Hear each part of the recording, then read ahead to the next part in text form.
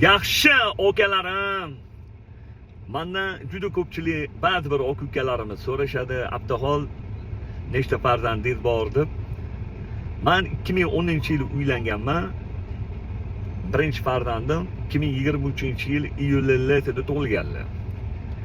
13 yil deganda farzandli bo'lganman.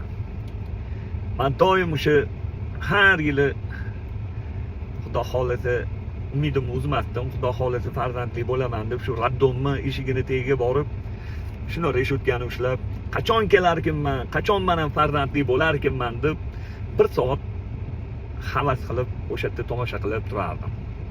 Endi raddomdan chiqishayotganlarni. Xudo xolasa men ham kelaman inshaalloh deb niyat qilardim. Shunda Alloh menga 2023-yilda iyulda meni farzandli bo'ldim. Alloh berdi. Ismlarini Muhammad qo'ydim. Hozir 2 yosh 10 oylik bo'ldilar. Katta o'g'lim, birinchi farzandim. Oradan 3 yil o'tib 2026-yili 9-mayda yana o'g'illi bo'ldim. Alloh berdi. Ismlarini Fuzayl qo'ydim. Joninglar sog' bo'lsin, xonadoninglarda yaxshi kunlar, to'ylar bo'lsin, farzand talabdorligi, solih farzandli bersin. Qo'chqor-qo'chqordek o'g'illardan bersin.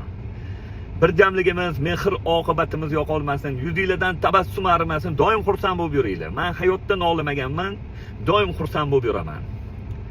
Bir marta ham xafa bo'lmaganman. Yaxshi radnoyim, dalatim, yaqinim. Xonadoninglarda yaxshi kunlar, to'ylar bo'lsin.